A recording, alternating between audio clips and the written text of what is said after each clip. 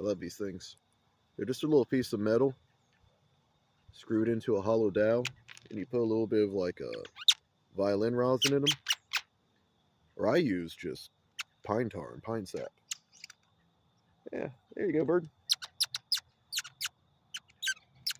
To my understanding, they're a neutral enough sound that most birds will react to it in some way, and also some squirrels.